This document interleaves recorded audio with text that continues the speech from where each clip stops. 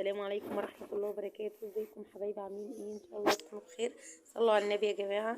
اللهم صل وسلم وبارك على سيدنا محمد. طبعا النهاردة عملت فطور سريع لان قمت متأخرة صراحة من النوم. الوقت أزف صراحة خالص خالص. الناس بقى في رمضان بتنام متأخر بقى بعد صلاة الفجر وبعد ما بتقعد كمان بعد صلاة الفجر يجيب نص ساعة، فبتحسي ان اليوم مفهوش اي حاجة. يعني حتى لو نمتي كام ساعة الصبح مش زي بالليل ابدا، بتحسي ان انتي قايمة همدانة، قايمة في حاجات غلط كتير. بس ربنا يديم علينا الشهر ده يا رب بخير وكده وبركته. طبعا قمت بقى متأخرة، فقلت بقى اعمل الفطار السريع ده. فطار ما خدش مني اي وقت، وفي نفس الوقت ايه فطار سهل كده ومغذي وكده وايه وجامد زي ما انتوا عارفين. طبعا عملت بقى حلو وعملت غدا وعملت حلو. عملت فطار اقصد وحلو، لسه لساني واخد على الغدا. تعالوا بينا نشوف هنعمل ايه. طبعا جبت حله كده وفيها ميه، وقلت بقى اسلق شويه مكرونه كده. بحيث اعمل شويه مكرونه بصلصه زي ما شفتوا في اول الفيديو. طبعا جبت الهون وحطيت فيه كام فص من الثوم وملح وكمون وشطه، ودقيته زي ما انتوا شايفين اهو، وعصر عصره ليمونه كامله. هعمل تتبيله بقى الكبده، لان انا ايه هقلي كبده، بس هقليها بقى آلية خطيرة أحسن من آلية بره خالص، والطعم أحسن بكتير وسهلة وبجد يعني في الإنجاز زي ما بيقولوا. طبعا هنا المكرونة كانت اتسلقت، بس بصوا البخار كان عامل على الحمرا. طبعا شطفتها تحت الحنفية، حطيتها في مصفى تتصفى، وفي نفس الحلة بقى حطيت الطماطم، كيس طماطم اللي أنا مفرزاه، وحطيت بقى زيت وسمنة. واحط بقى ايه البهار بتاع الايه، بهارها اللي هو الملح والفلفل الاسمر. طبعا هغطي عليها بقى تتسبك مع نفسها، هي متسبكه نص تسبيكه هتكمل تسبيكتها اهي. بصوا المكرونه بوريكم ان انا غسلتها وشطفتها تحت الحنفيه كده بميه بارده. وهنا الدقه اهي، حطيت بقى عليها شويه ايه من الخل. طبعا انا هاخد نص التتبيله دي والنص التاني هقول لكم انا هعمل بيه ايه. بس انا بقلبه كويس جدا. لازم الخل والليمون بالكبده بيشيل الزفاره وبيخليها طعمها ما بتتغسلش يا جماعه خالص خالص خالص.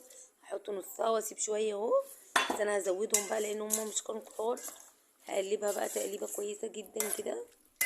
طبعا بصوا غلفتها اهي، هسيبها شويه بقى تتشرب من التتبيله دي. التتبيله دي بتخلي طعمها جميل جدا جدا. بصوا يعني مفيش ريحه زفاره خالص. في ناس بعض من الناس كتير ما بيحبش الكبده لان بيبقى فيها ريحه زفره. طبعا الطريقه دي خطيره جدا وما بتحسيش بريحه الزفره خالص. طبعا هنا بصوا بوريكم ان انا ايه يعني بجهز. في رمضان انا ما بعملش الحاجه واسيبها، انا بجهز. يعني مثلا ايه مكرونه اخدعها تخدعتها واسلقها واسيبها على جنب زي ما انتم شايفين كده. التسبيكه بتاعتها الصلصه بتاعتها خلاص اتسبكت. هسقط بقى المكرونه. طبعا انا كان الوقت كده خلاص المغرب خلاص على وشك الاذان، لكن انا قبليها يعني لما بكون مثلا عامله اي حاجه وعندي عزومه او غير عزومه يوم عادي زي كده، هجهز الصلصه واجهز المكرونه واركنها على جنب. لو مثلا لحمه فراخ اعملها برضو واركنها على جنب على قد التحمير. كده اجي بعد كده يبقى على قد التشطيب، يبقى سهل جدا. ما فيش حاجه تكركب معاكي، وفي نفس الوقت الاكل ما يبردش وترجعي تسخنيه تاني. طبعا هنا ايه عندي حوالي كوبايتين كبار من اللبن، وانزل عليهم بشويه من السكر. السكر طبعا تبع رغبتك. إيه طبعا هدوب السكر كويس جدا.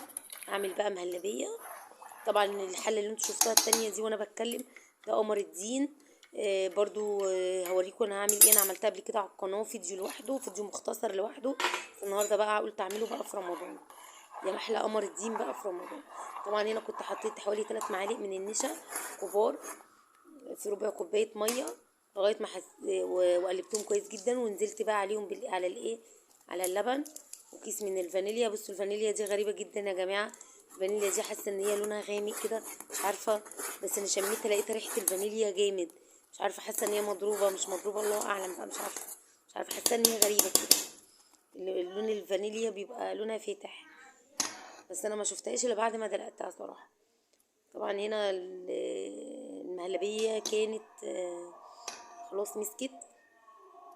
هعبيها بقى في البولات بتاعتي دي وادخلها التلاجة تمسك شويه، لان مش ينفع احط الطبقه التانية عليها الا لما تكون مسكت. اهي بصوا انا بوريكم طبعا دخلتها في الوقت ده التلاجة. جبت قمر الدين بصوا عشان تحسي ان هو سريع يعني يتسرع معاكي او يدوب بسرعة. مية سخنة بتغلي كده، تغليها في الكتل وانزلي بيها على القمر الدين. مفيش ربع ساعة تلاقي القمر الدين فكك زي ما انتوا شايفين كده. طبعا طلعته على النار، واول ما حسيت ان هو يغلي معايا خلاص هنزل بقى بالسكر معيار برضو اللي انت عايزاه اهو. اقلب بقى كويس جدا لغايه ما السكر معايا يدوب. وفي نفس الوقت برضو زي ما عملت مع المهلبية، طبعا التانية مهلبية مهلبية لبن، مهلبية بيضة، ودي مهلبية قمر الدين. هنزل برضو ب3 معالق من النشا على ربع كوباية من المية، وهقلب. لونها طبعا مش هيغير خالص خالص، لون قمر الدين اقصد مش هيفتح خالص، وبيديكي اللون الفاتح ده وانت بتغلي، لكن بعد كده بيغمق معاكي. طبعا جبت المضرب اليدوي ده، وقلت بقى ايه عشان خاطر اي تكتلات من النشا ما يبقاش فيه، بفككه بصوا زي ما انتم شايفين باي مضرب يدوي، اي مضرب عندك فككي كده بحيث ان المهلبيه تبقى معاكي كريميه. وهنا كنت فصصت شويه بلح وغليت شويه من اللبن ونزلت بيهم. بصوا يعني انا من عشاق البلح باللبن، لكن البيت عندي كله هنا من عشاق البلح بميه. يعني مش عارفه انا طبعا ما انا اتعودت في بيت اهلي هما البلح باللبن، مفيش بلح بميه دي. هما بقى هنا بعمل كده وبعمل كده، بس انا يعني النهارده عملته باللبن، بحيث ان انا عملت عصير، فاللي عايز يشرب عصير يشرب كده. طبعا هنا بصوا بفكك برضو، كنت حسيت ان قمر الدين خفيف فزودته تاني معلقه من النشا، فبرضو اديته ضربه كده بالمضرب بحيث ان يفكك معايا. وهنا بصوا كان اللبن المهلبيه البيضه كانت مسكت شويه، ما تنفعش ده سخن مع ده، الاتنين هيختلطوا ببعض. عشان تكسبي شكل القمر الدين الجميل الجامد ده زي ما انتوا شايفينه كده، لازم كل حاجه تبرد، يعني المهلبيه البيضه تكون بارده وتحطي على القمر الدين. هنا بقى بدات ان انا اقلي الكبده، لان خلاص المكرونه بقى ولعت عليها تتشرب بالصلصه كده. وهنا الكبده طبعا اللي انتوا شايفينه في الطبق ده كوبايه من الدقيق على كوبايه من الرده الناعمه، عشان تقلي الكبده زي كبده الحاتي من بره. كوبايه من الدقيق على كوبايه من الرده الناعمه اهي. وكده خلاص بقى بدات هقلي خلاص المغرب خلاص. طبعا اللي بيحب طبعا اسفه على الصوت اللي انتوا سمعتوه او الخط قطع وانا بسجل، جالي مكالمه من السعوديه فعشان كده فصلت. طبعا هنا بصوا قلت بقى ابدر الكبده بقى بحيث ان انا اقلي على طول. طبعا بصوا تحاولي تفرفتي كده ما يبقاش فيها رده او دقيق، بس الصينيه ما تحروقش معاكي. طبعا هي كده كده الزيت في الاخر بيحروق غصب عنك، لازم يحروق بس بعد كذا كذا مره من قليه الكبده، من كذا رصه، لكن مش من اول مره يحروق. خساره، حاجه غاليه صراحه. والزيت انتوا عارفين كلنا مش شاكه من حاجه اسمها زيت.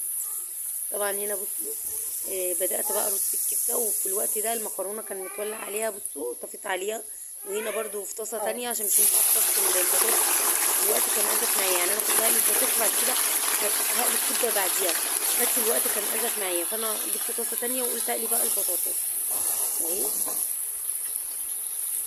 يعني الكبدة يعني مكرونة وبطاطس وسلطة، دي معروفة. فهو ده اللي أنا عملته النهاردة، وهو ده كان فطارنا بسلون الكبدة خطير. طبعا النار في الأول نسيت أقول لكم، النار في الأول تبقى عالية وبعد كده تخليها هادية متوسطة كده، مش واطية خالص، هادية، بحيث إن الكبدة لو خليتي النار عالية هتشعوط وهتحروق في الوقت ده، هتبقى لسه نية. يعني عايزاها تستوي من جوه ومن بره تبقى مقرمشة.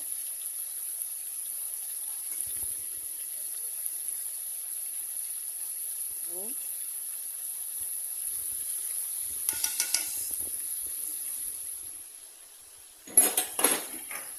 طبعا بصوا دي المكرونة، بصوا البخار ايه لسه قافله عليها. طبعا هنا بصوا الكبده طبعا زي ما انتم شايفين الزيت مش حروق ولا خالص، وبيبقى من الجنب كده الدقيق او الرده كده بتعمل على الجنب، بتشيليها طبعا انت بالمقصوده عشان تفضل الزيت معاكي نظيف تكملي بيه قليتك اهي. طبعا الكاميرا عامله لونها، هتشوفوا دلوقتي لونها خطير جدا ومقرمشه وبجد تحفه يعني، تستاهل بقكم.